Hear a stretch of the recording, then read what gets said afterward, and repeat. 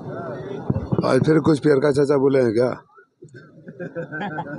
कल अरविंद राजभर अपने कार्यक्रम में एक बयान दिए जिसमें उन्होंने कहा है कि पूर्वांचल में 28 सीटों में सबसे योग्य अपने आप को बताया है। उस पर क्या कहना चाहिए? तो जिसको कोई योग्य नहीं बताता खुद अपने आप को बताता है।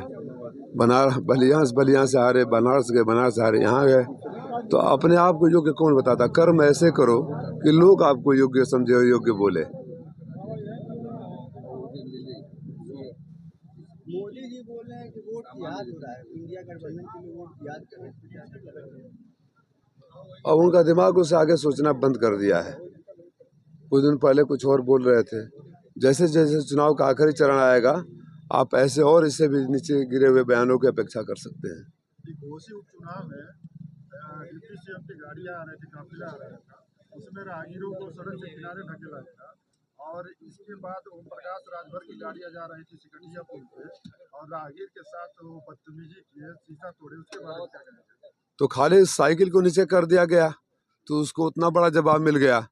अब वो पद्मेश तिवारी का जो शीशा फोड़ा गया है, इनके अहंकार का जवाब इनकी बत्ती गुल करके यहाँ की जनता देगी। ये घोसी के क्रांतिकारी धरती है। ये 4 दिन के पावर वालों से, इनके अहंकार से नहीं डरती है। अगर उनको याद नहीं रहा, अच्छा कि आपने याद दिला दिया। आने वाले 1 जून को इसका जवाब जनता दे देगी। मैं विकास पुरुष अपने को कहलाना तब तक नहीं पसंद करूंगा जब तक स्वर्गीय कल्पनाथ राय जी के बताया रास्ते पर कुछ और आगे चलकर खड़ा होकर आपसे मैं पूछूं कि मैंने कुछ किया है क्या। हाँ, चंद सालों का मौका मिला था जब हमारी सरकार थी, तो आप जितनी बड़ी सड़कें देख रहे हैं, चाहे चिरैया कोट से लेके मधुबन तक, मधुबन दोहरी घाट 4 लेन की जो सड़क है वो, अंडरग्राउंड केबलिंग, यहाँ 5 विधानसभा में प्राइमरी हेल्थ सेंटर, महिला अस्पताल, सब हमने करवाने की कोशिश करी थी।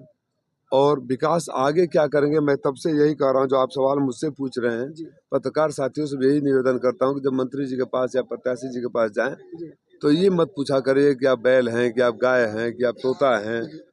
बहस इस बात पर होना चाहिए कि आपने अब तक घोसी के लिए क्या किया है और जीत जाएंगे तो क्या करेंगे। ये बुनकरों का इलाका है, ये किसानों का इलाका है, यहाँ के ये बेरोजगार नौजवानों का भी इलाका बन गया है।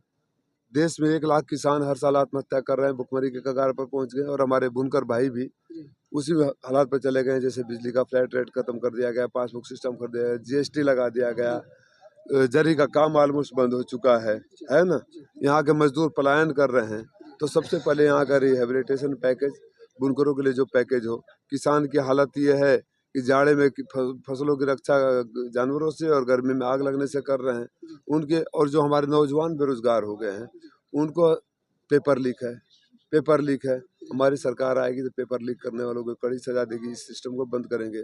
जिस तरह समाजवादी पार्टी की सरकार में नौकरी आ रही थी, नौकरी आएगी। इसके अलावा भी हमारे यहाँ, मैं दुनिया भर देखा हूँ, हमारे यहाँ का नौजवानों को नौकरी या रोजगार कैसे मिले उसकी पूरा फुल प्रूफ मेरे पास आइडिया है।